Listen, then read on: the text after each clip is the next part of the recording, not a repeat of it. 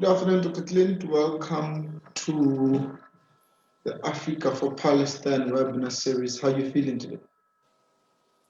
I'm feeling good. I'm keeping safe and enjoying the opportunity to talk about the subject today. Wonderful. And we are happy to have you today. This is a very important conversation. We couldn't have it last week. We are hearing it this week. We had some technical issues. So we're very happy to have you, Dr. Clint. We're looking forward to this conversation today. To our audience at home or wherever you are watching and listening, thank you for joining us today again. Those who are not aware of who we are and what we do, we are Africa for Palestine, a human rights organization based in South Africa, particularly preoccupied with Palestinian human rights. Our work is primarily in the African continent, and we do campaign and advocacy work to push back the Israeli influence in the continent and in different countries. We work with many organizations, civil society organizations at large, different religious groups, political parties, trade union movements, the broader civil society movement. We work with them, those who identify with our cause. We have started a webinar series. We are in the second month of this webinar series, where we give informative information, discussions, and conversation amongst many activists across the spectrum, the African continent and elsewhere. Today we are joined by Dr. Clint Le Bruyns. He will be talking to us about how do we speak to Christians today about Israel and Palestine, what we feel is an extremely important conversation. Let's get into it. Dr. Clint, for our audience, just give us a little bit background of who you are, what you do, how you got involved in activism, particularly in Palestine. Thank you. And just to commend you for making these opportunities available. I think it's really important and strategic and so essential to be talking with Christians, with Christian theologians and with people of faith about this issue, even though it's not a religious conflict as the stereotype puts out there, but it's got to do with human dignity and human rights. And so to introduce myself, I like to say that my motto in life and in work and in all that I do is to promote the development, the success, the dignity of others, especially the most vulnerable. And with that being said, I'm based at the University of KwaZulu-Natal in Pietermaritzburg in the Theology and Development Programme, which I lead. I've been there for about 9 years. It's a postgraduate program well known internationally for the way it has helped young theologians, how it has helped people of the church as faith communities to bring together their faith and public life, to bring together the church and society, and therefore issues that have to do with justice and with liberation and dignity and human rights and freedom are at the forefront of our thinking, of our reflection, of our research, of our writing, of our teaching. And so I lead this program, and in the context of this program, also have a specific focus on issues around Palestine and Israel. And so these are honors, masters, PhD students, as well as postdoctoral research fellows that I work directly with. And then just to say, on the side, I also lead a company called the Underground Academy for Lifelong Learning, which is also putting this emphasis, this time on communities. How do we help mobilize communities to advance justice wherever they find themselves in different contexts, whether it be local or global? And so the emphasis being on the role of communities, community engagement that contributes to the public good towards a more responsible society. So in a nutshell, that's what keeps me busy and active and committed to promoting the dignity, the development, and the success of others, especially the most vulnerable and oppressed. That is profound, Doctor, and I think our audience as well appreciate that kind of personal touch to a speaker, so we know where you come from as you are speaking. For those who are not aware, Dr. Clint has been in the solidarity movement for quite some time. When I left university to be part of the Palestine solidarity myself personally, I found Dr. Clint and many others involved. So just shortly tell us about that journey. How did you get into this type of activism? So I've been involved in activism for, as you say, for quite a while. But in particular around Palestine and Israel for exactly 10 years now. The turning point for me was, well, there were one or two turning points for me.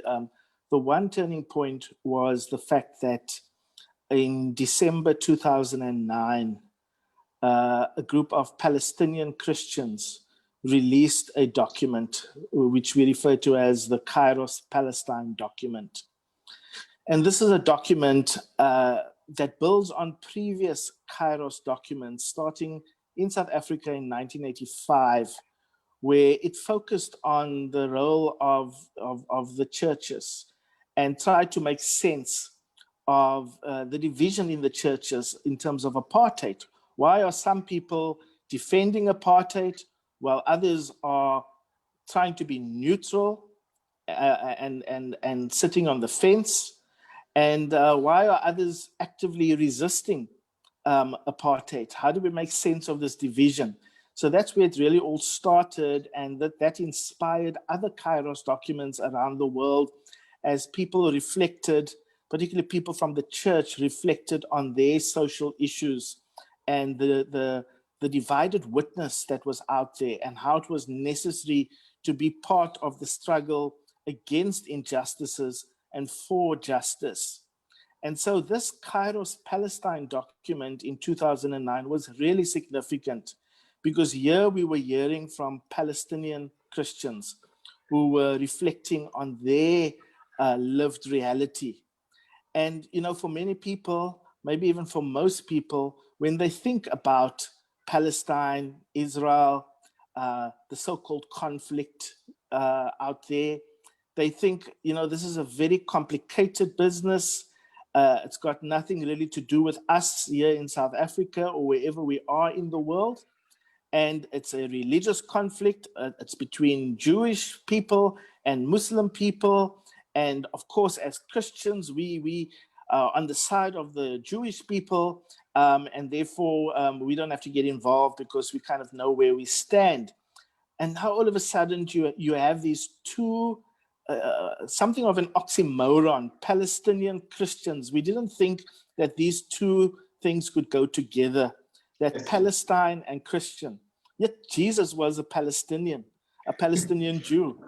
And yet indigenous Palestinians, before the establishment of the state of Israel, indigenous Palestinians were Jewish, were Christian, were atheists, you know, were secular minded. I mean, there's such a diversity that is there in Palestine. So this was a very important turning point to break that stereotype, and then to take seriously that these are, even if I don't care about anything as a Christian, even if I'm very self-centered and all I care about are fellow Christian brothers and sisters, I have to listen to what my brothers and sisters are saying. And here they are telling me that they are under occupation.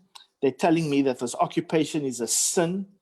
They're telling me that the land belongs to God, that no one has a monopoly over the land. They're telling me about standing in checkpoints every day. They're telling me of how land is being stolen from indigenous Palestinians. They're telling me how the Bible and theology is being used to support injustice.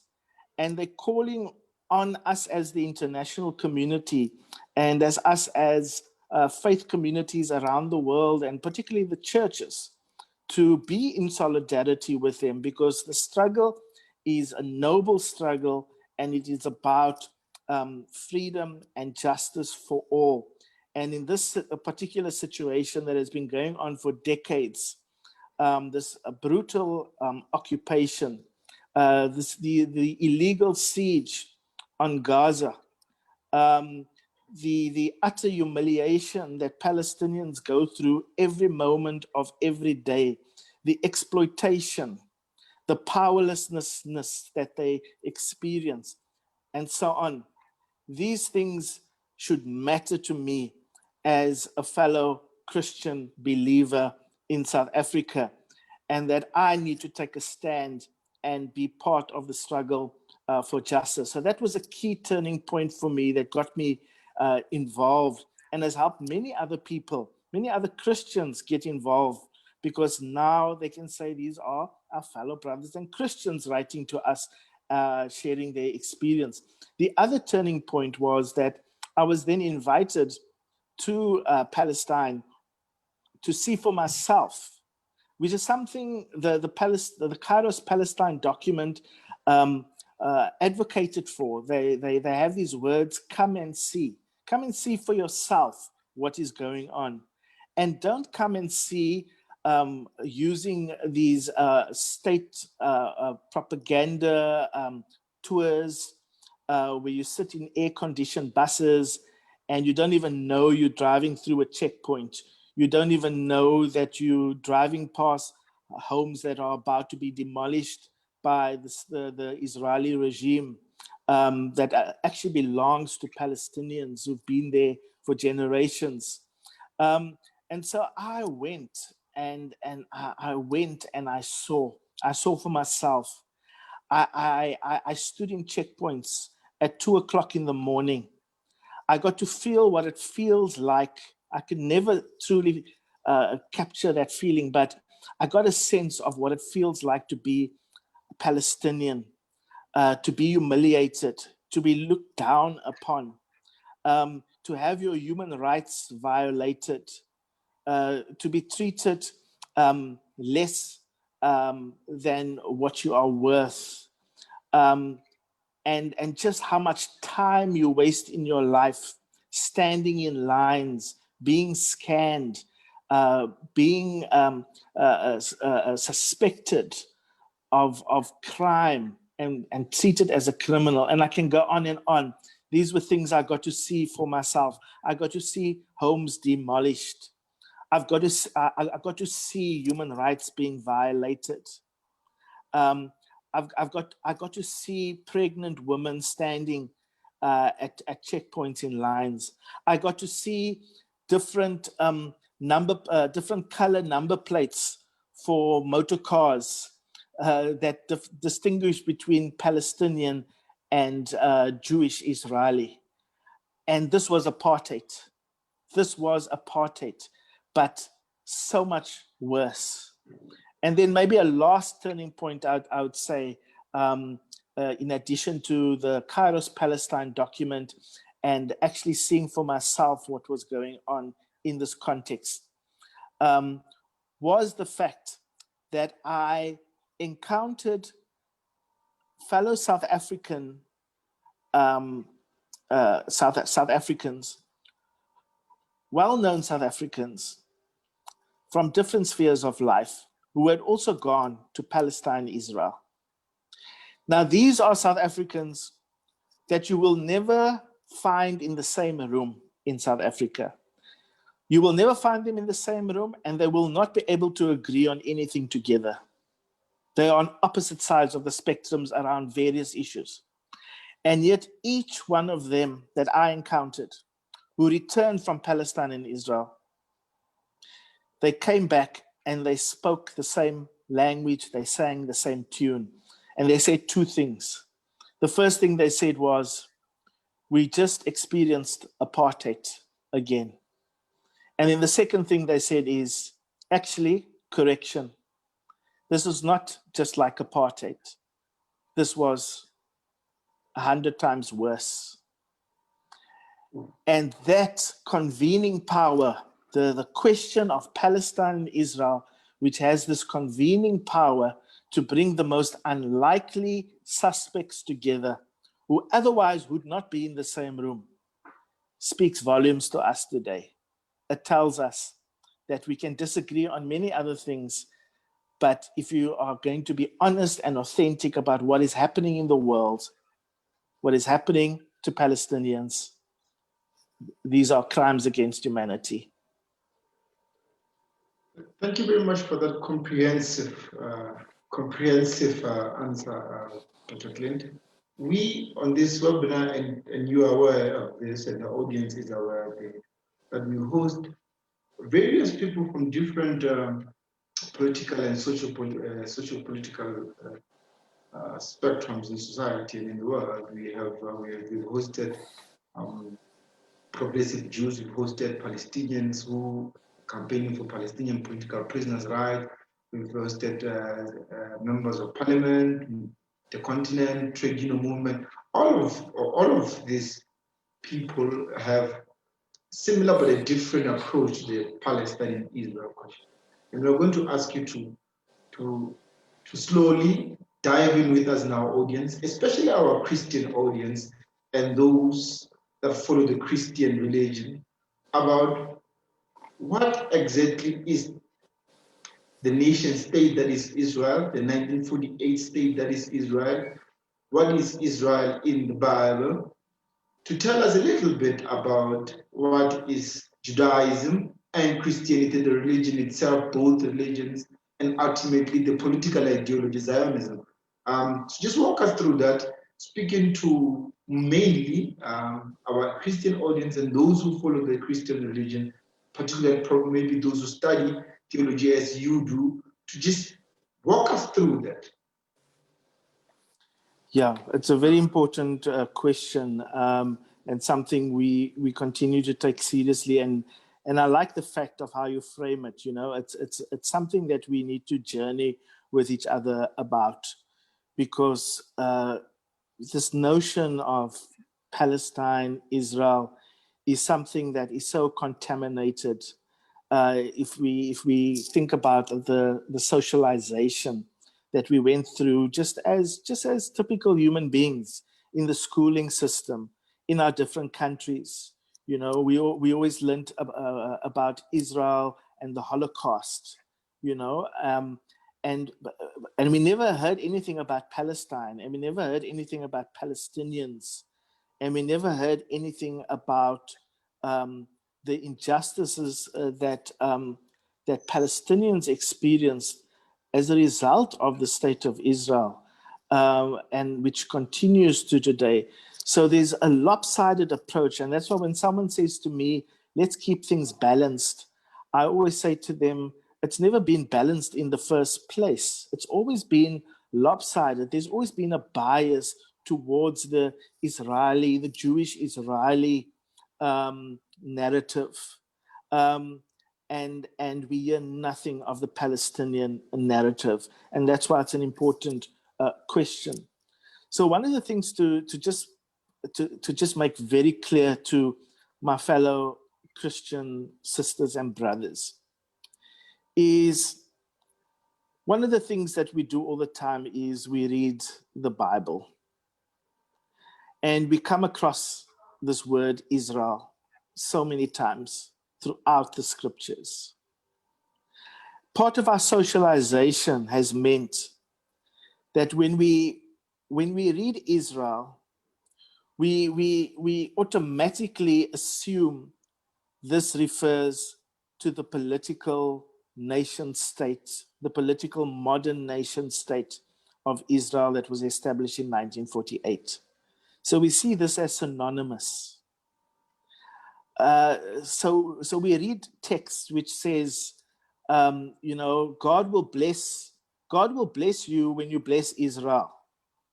And we automatically think that means I need to bless the state of Israel and God will bless me. Because if I curse, if I criticize, if I claim that this Israeli regime today is guilty of criminal acts, is a rogue state, is an apartheid state, I am inviting and invoking the curse of God on my life. Now, that is something we have to really clarify right at the start.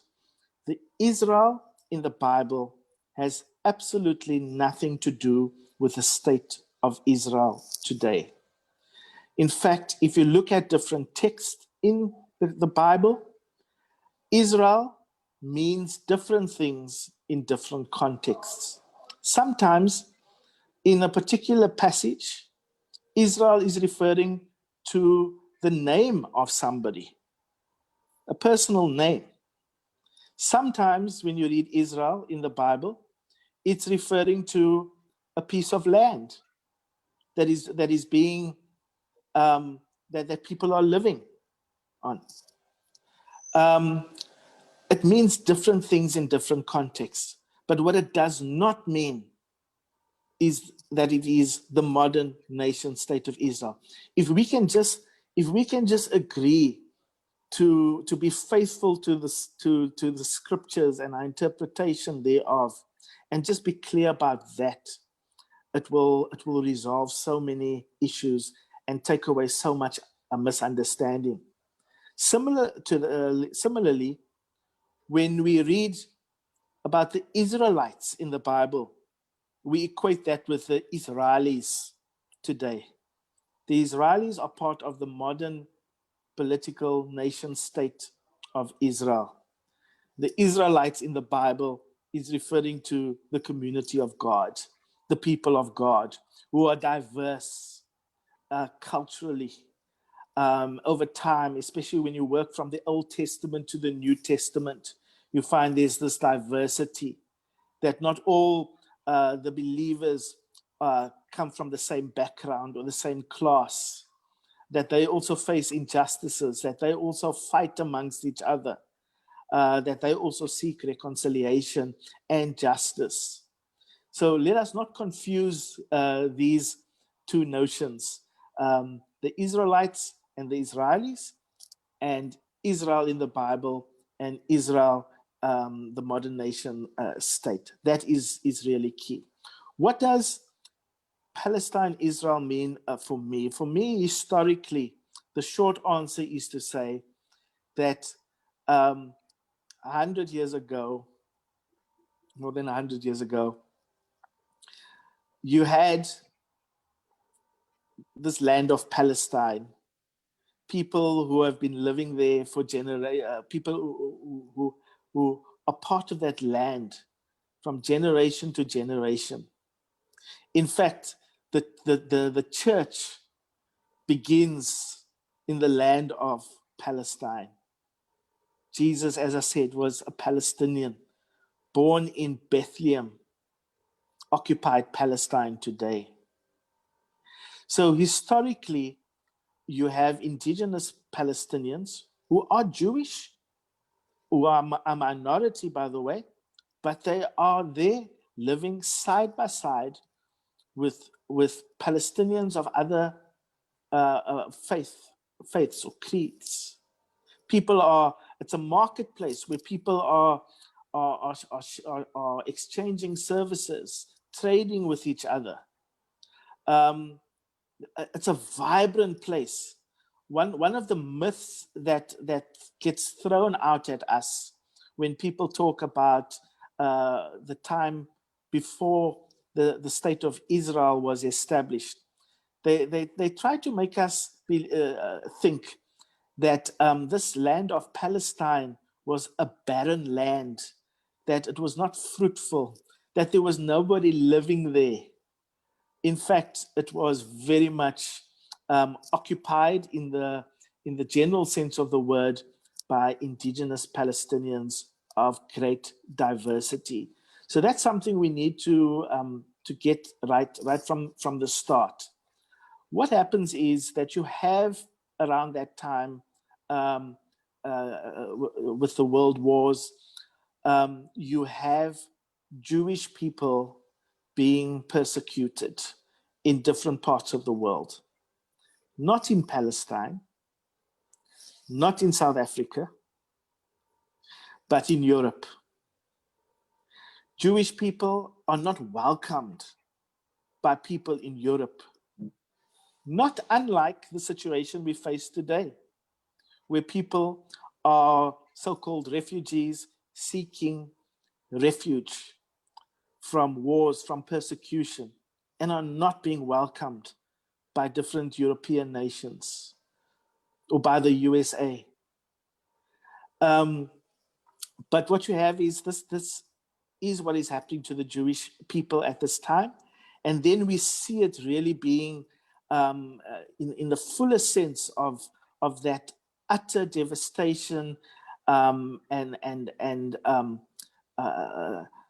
destruction. We see it happening in the Shoah, or the Holocaust as we know it, in Nazi Germany, around the ideology of National Socialism. And to jump ahead, what eventually happens is the international community gets involved. First, you have the British, who are occupying this land of Palestine. Palestine has always been occupied by a foreign power. And this was just another occupation by the British. The Holocaust has happened. Europeans are feeling very guilty because now it is coming out about what really happened to the Jewish people in Nazi Germany. And they did nothing. In fact, they were part of the problem. And the Holocaust happened on European ground. The international community at large feels guilty. People in the US feel guilty. People everywhere are feeling guilty. The churches are feeling guilty because surely the churches should have been there standing with the persecuted Jewish people during the Holocaust. Instead, you find the churches are also divided, and churches are actually even allowing the Holocaust to take place and not challenging the powers. And so you have this moment of international guilt and Christian complicity that puts pressure then on the British and then on the international community to say, we need a solution. And what became known as part of the Balfour Declaration, there was this phrase that says, we need to find a safe haven for the Jewish people, because at the moment, no one can be trusted. And we need to protect them as fellow human beings. And so we need a land without people for a people without land as a safe haven, not as a colonial project, which is what it became, a settler colonial project, not as the start of a project to grab land and to steal resources from the indigenous people there. And of course, the land was not without people. The land was full of people who were flourishing. But because of these decisions that were made, the state of Israel is established on land that does not belong to anybody else except the indigenous people. Now, what I always say to people is, without invalidating or trivializing the existential challenge that these Jewish people had at this time, this does not mean, as an international community, we find a solution that becomes the creation of a new injustice. So the establishment of the State of Israel on land that the international community had no right to claim and to use creates a new injustice. And that's why some people always remind us that all they want to talk about is about the Holocaust and a safe haven for the Jewish people. And aren't we being insensitive to that? And we're not being insensitive to that. But what is also not right, and which people don't speak about, is that a new injustice is created by taking stolen land. Imagine the genocide from 1994 in Rwanda that took place. And suddenly people are fleeing Rwanda and they have no place to go. And other African nations are not inviting or friendly. And here, imagine the international community, the United Nations says, okay, South Africa is the place where we are going to establish a homeland for these refugees who are under persecution and who need our protection and our solidarity and our love and care and our power for their good right now. And you know what we're going to do? We're going to Gauteng. We are going to, overnight, we are going to allocate that as this new state of Rwanda. What are the people in Gauteng going to say? They're going to say, but wait a minute, we are living here. You know, we already occupy this land. What are we supposed to do? Why do we have to pay the sins of what other people have done? And so you can see how people then might respond to say, but aren't you sensitive to these Rwandese refugees who have no place to go? But these are two different things we're talking about, and we can't provide a solution that creates a new injustice. And that is why this is such a contentious issue. I always hear people saying, kind of pushing us in a corner as activists to say, do you not believe Israel has a right to exist? And what I want to say, I can answer that, but the question I want to ask them is, there's a prior question. I want to say, don't you believe that Palestinians have a right to exist in the first place? You're assuming they don't exist, and therefore you are kind of plonking the state of Israel down there and saying, don't you believe Israel has a right to exist? So there's that historical, it's a long-winded way of just replying to your question about also what does Palestine Israel mean for me. There's an historical dimension that we have to go and do the work. We can't be lazy about it as Christians. We've got to go and do the work. We have to go and read about this. We have to go and study about this, and don't go to Google and just read any sites. Read what Palestinians themselves are saying. Read what Jewish Israeli people themselves are saying, who are in solidarity with this ongoing struggle. And at the end of the day, what does Palestine Israel mean today? Palestine Israel, for me today, means any place where there are these injustices taking place. Because what is happening in historic Palestine is also happening all over the world. It's happening in South Africa. We see and experience state violence. We experience racism. We experience ongoing expressions of apartheid in our relations together. So what is happening in Palestine is a microcosm of what is happening in the rest of the world. And that is why it is also essential for the international community to be on the right side of history. It is so important, therefore, for the church to be on the right side of history and to do what Christ himself would do. And you'd be in solidarity with the oppressed. And in this situation, the Palestinians are the oppressed people. They are the vulnerable people. We can't pretend that there's this myth of neutrality where we can sit on the fence and be balanced. As Archbishop Tutu used to make this analogy, where he talks about an elephant has its foot on the tail of a mouse. But now you're telling the mouse, don't resist, be non-violent, be civil, dialogue with the elephant.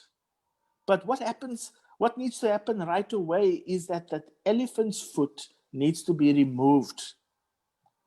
Then you can talk about dialogue and reconciliation and peace, because you cannot do those things without talking about justice and getting rid of the injustice in the first place.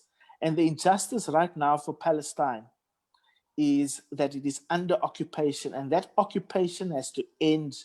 It has been going on for 7 decades, more than 7 decades.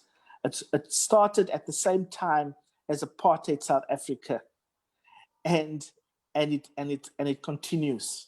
Even in the post-apartheid context, this occupation still continues. And there are many other things that we can talk about and you can read about in the Kairos Palestine document on what it means to live as a Palestinian today. So that means we have Palestine in our own backyards in South Africa. We have Palestine in our communities. And so part of our public responsibility as Christians is to advance dignity, equality, justice, and a just peace. And to do that means we have to start at the root, get rid of the injustice. And that's why it demands of us, it's a calling and it's a demand that we have as Christians to join the struggle with the Palestinians for the liberation of Palestine and the ending of Israeli injustice. I want you to take it somewhere where you left it, but I think it's very, very much important for also our audience. And this is primarily where we have this, and we want to speak to our Christian brothers and sisters as well. That what I take from you is that before 1948, there was no state of Israel. Before 1948, our Christian brothers across the world could go to Palestine for pilgrimage and so on and so forth. The land of Palestine existed, the holy sites existed, Christianity as a religion existed. Everything didn't exist after 1944. Everything was there before 1944. And I think what is interesting for myself, and I think for others as well, and I think I would like you to link up on that, is that the first followers of Christ, who was a Palestinian, are Palestinians. Even today, the majority of Christians in Palestine are Palestinians. Those who are leading the Orthodox churches that existed immediately after the arrival of Jesus Christ and the reinvention of faith and Christianity are Palestinians and actually still are Palestinians to this day. So please just, if you can just link that even today, those who are Christians in the Holy Land are Palestinians. Those who are saying we are oppressed are Palestinians. And in actual fact, Zionism and the political ideology of establishing a nation state, as we see in the United States and other places, the right-wing ideology is anti-Christian and in most cases fights against the Christian religion. So that's a very important point, that we have our roots as churches or as Christians. We have our roots in Palestine. That we are in debt to Palestinian Christians who have kept the faith under different occupations for more than 2,000 years. And amidst their pain and suffering and anguish and oppression during these 2,000 years, they have not only maintained their faith, but it has spread throughout the world and nourished us. That Palestinian Christians have been a gift to us as Christians in South Africa and beyond South Africa.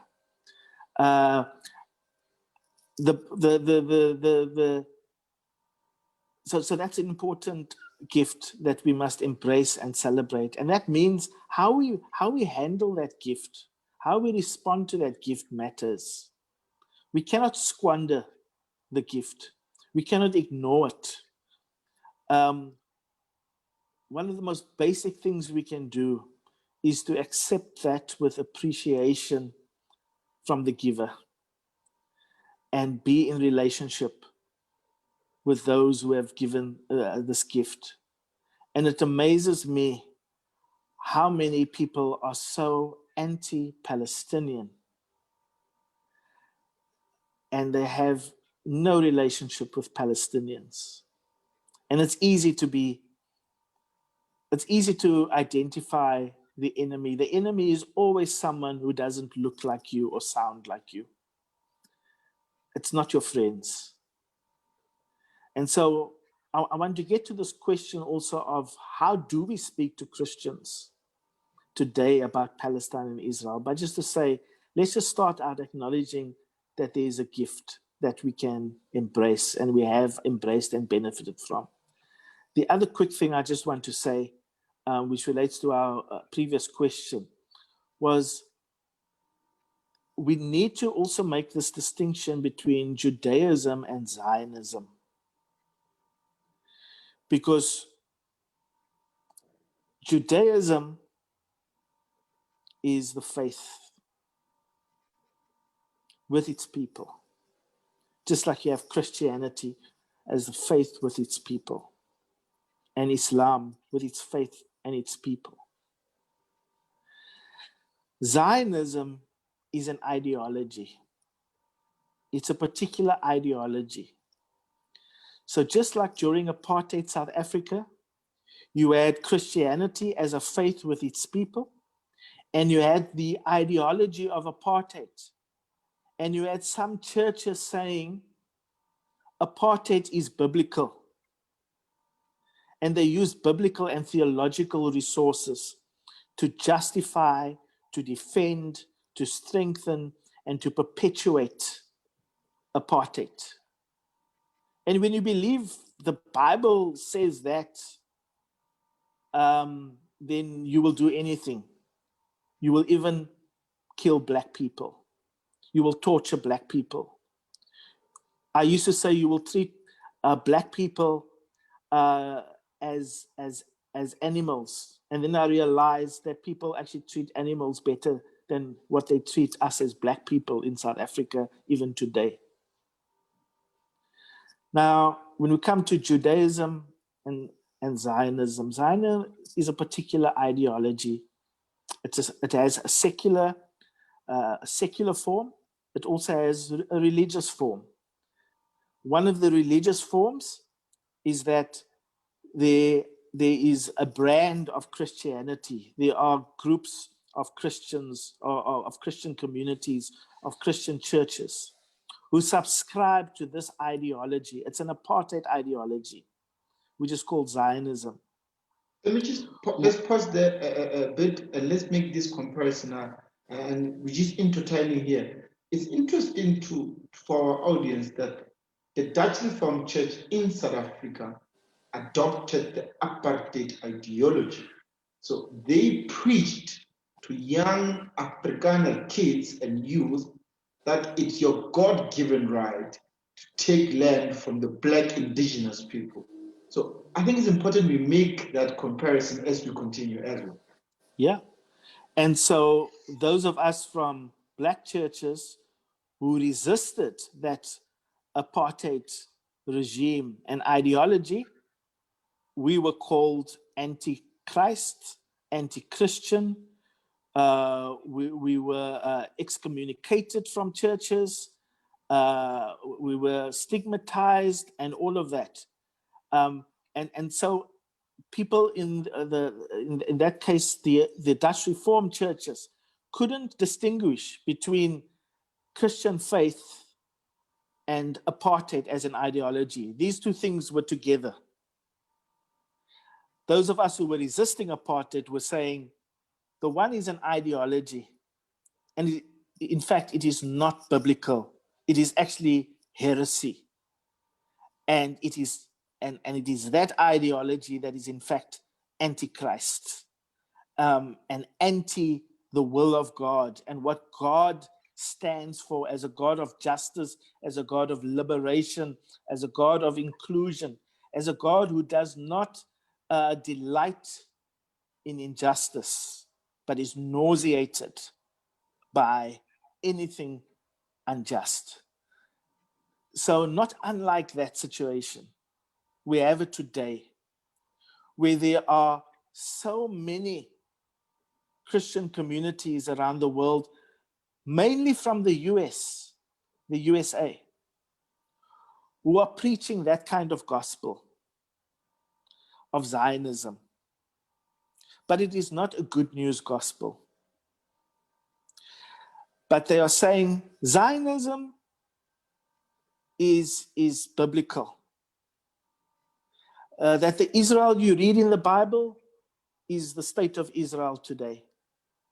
And that's why they will say, you resist the state of Israel, you take the side of the Palestinians, you're actually invoking the curse of God on your life. Similarly, there are others, Jewish people, and people from other religious and secular persuasions who also equate these two things. And they say Zionism and Judaism is the same thing. So when we talk about being anti-Zionist, or when we talk about resisting Zionism, or when we are critical of the Zionist practices of the Israeli regime, they are saying we are being anti-Semitic and we are being anti-Jewish. Yet, there are so many Jewish activists and Jewish comrades who are part of the struggle, who have been part of the struggle for decades, because they are able to make the distinction to say that Zionism and Judaism cannot be equated. Zionism is an ideology that privileges a group of people based on race, based on religion, and that's privileges people at the expense of others who are not like them. And there one can go into all the many practical expressions we see through the Zionist state of Israel, where Zionism is law, which is so familiar, right? With apartheid South Africa, Yes. that racism was legalized. It exists everywhere, but it was legalized. Segregation was legalized. So if you speak out against segregation, you are stigmatized and you're labeled as being unlawful, and doing things that are illegal when you resist these injustices. So it is the same kind of thing happening in terms of Palestine and Israel, where Zionism, and particularly Christian Zionism is the biggest issue we have to deal with, because it provides, Christian Zionism today provides the theological and ideological capital for the state of Israel to continue with its Zionist agenda. It provides the ideological and theological capital for Israelis, for young Israeli soldiers straight out of high school to shoot pregnant women point blank, to humiliate Palestinians in so many different ways. I've seen it. I've felt it. I've sensed the power, the absolute power these young people feel carrying all this armor, these big guns and rifles and these grenades, and it's in your face and it's intimidating. And they're straight out of school, but they feel so powerful. And this is what sustains that. It's Christian Zionism that sustains the occupation. And people are dying because we as Christians who are subscribing to Christian Zionism, we make it possible for that to happen. Because then military aid is given to Israel which comes from the US. So Christian Zionism makes it possible for military aid and so much money to be transferred from the US to the state of Israel. It makes all of that possible. It makes all of it stronger. We are not innocent bystanders. We can never claim, in the future, we can never claim not to have known. These things are there. These things are there in United Nations documents. Israel, the state of Israel, is guilty of numerous international regulations and violations.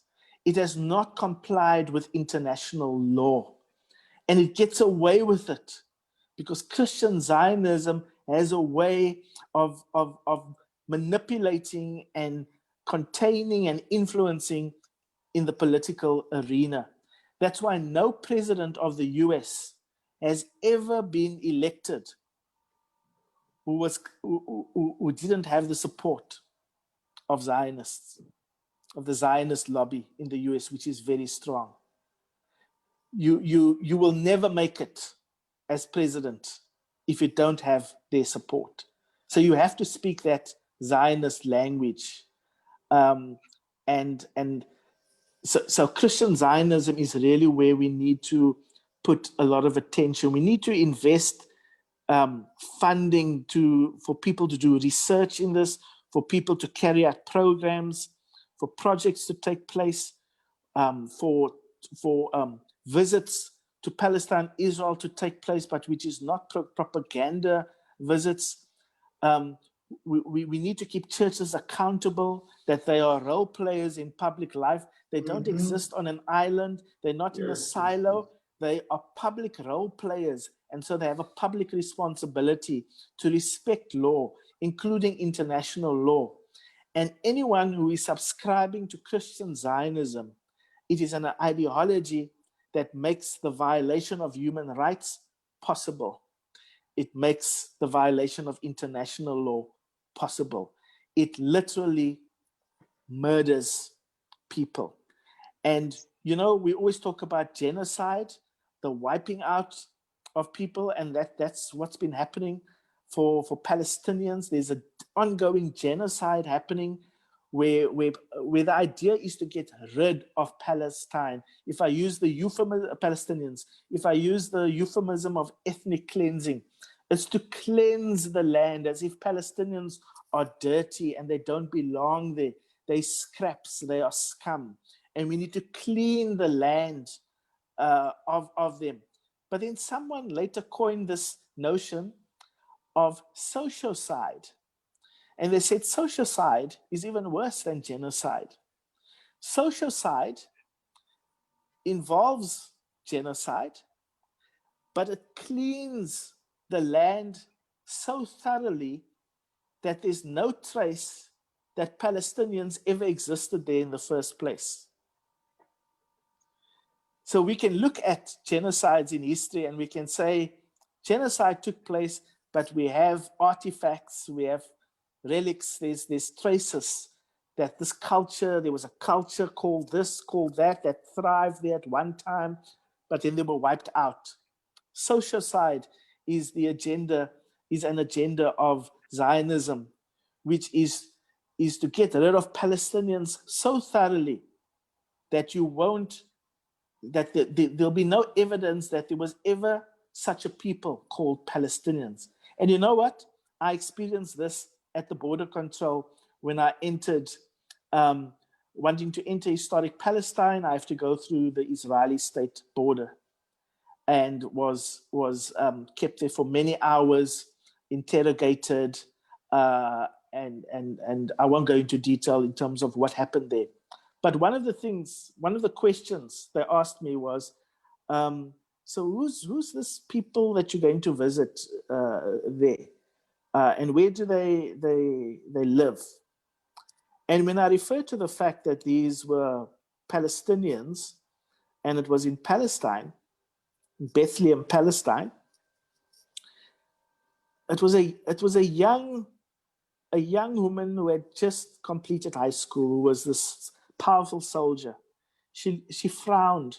She looked at me and said, Palestine? Well, what do you mean Palestine? There's no such thing as Palestine. Oh, you mean the occupied territories? So there's already that socialization and indoctrination in young people's mind that there's no such thing as Palestine. It never existed in the first place. And Palestinians don't exist, and they never existed in the first place, and they will never even exist in the future. That's the agenda of Zionism. And as a Christian, if you're a Christian and you're serving a God of liberation and justice, a God of love, there is no way, I'm telling you, there is no way you can read the Bible and interpret a God like that and find a God like that in the scriptures. There is no way you can find a God like that. That is a God in your own image. That is an antichrist. There is no way you can use the Bible. But Christian Zionists are using biblical and theological resources. Dr. Clint, but we are running out of time, and I think we can go on and on and on. And I just want us to wrap it up quickly. We know for a fact that Palestinian Christians, even if they were not Palestinians, they would be the same, I suppose, but Palestinian Christians suffered the wrath of the occupation. But we know also that it's simply because they are Christians as well, that number one, during Easter, only a certain number of Palestinian Christians are allowed in their own land to go to the holy sites.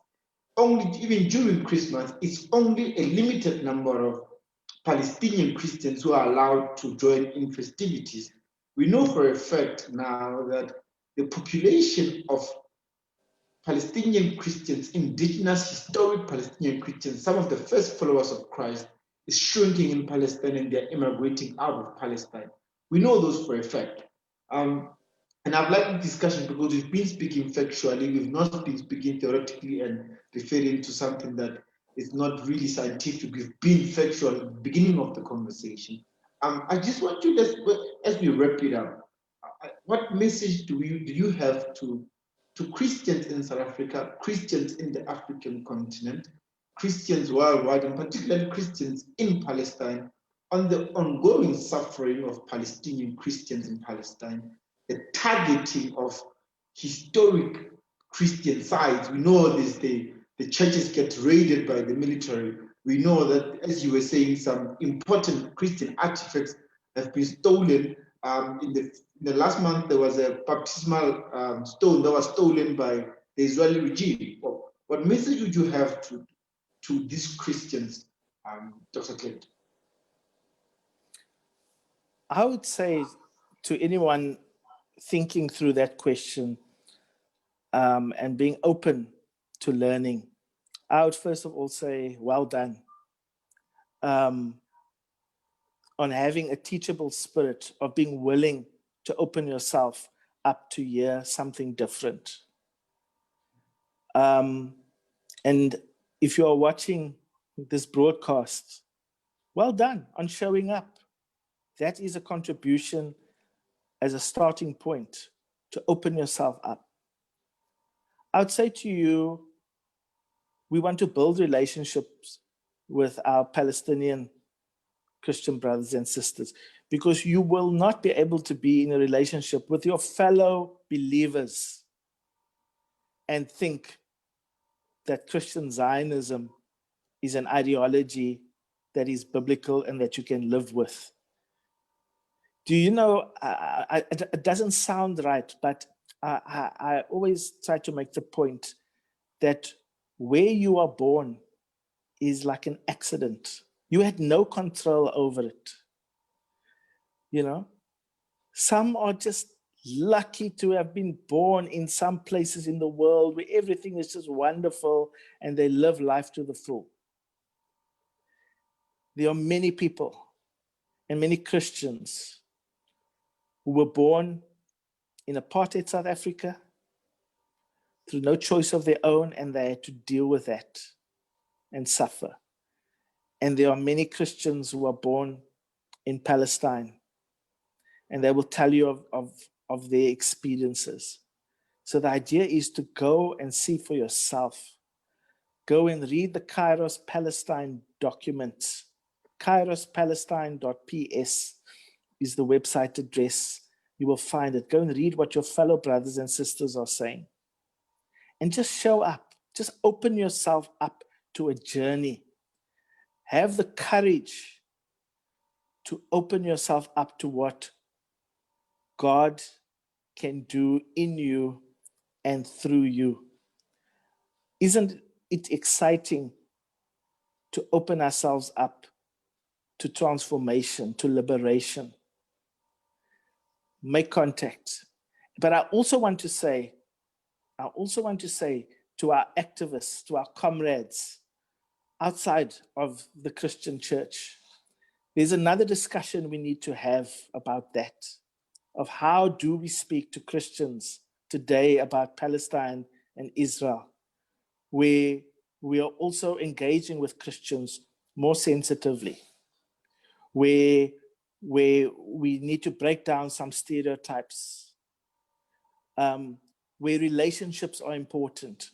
I can tell you, whether it's about the issue of Palestine and Israel, or whether it's about any other issue in the world, virtually no one changes their mind because of debate, because you had a better argument than them. What really changes people's minds and commitments? It happens in a relational context. It happens through relationships. And so I want to encourage also our activists, not just to preach at Christian Zionists, and not just to whine about Christian Zionism, but to actually build relationships, genuine, authentic relationships with Christians. And in the context of that relationship, a journey can take place of conscientization.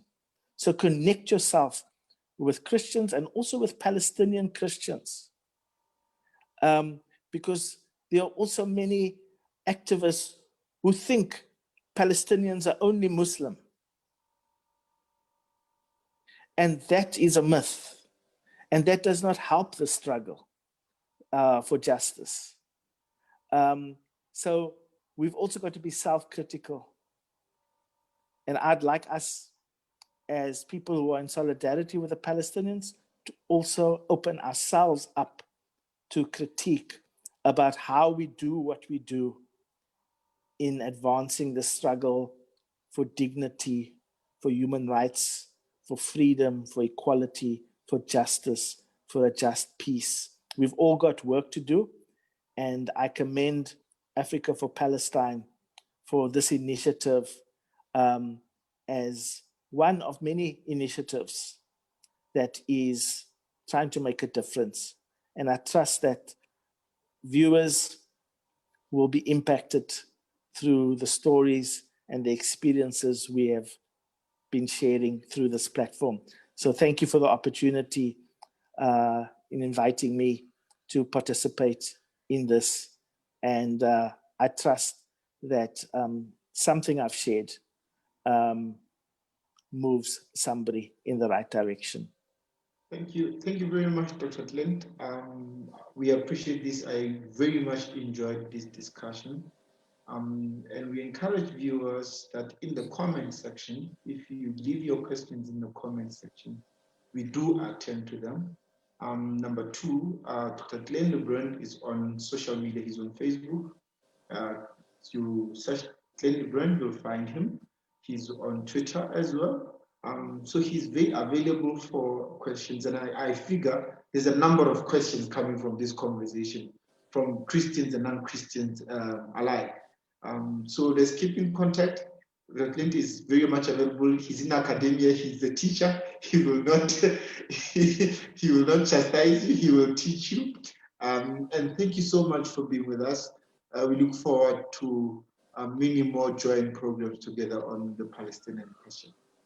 Thank you and good night, Dr. Clint. Thank you. Good night.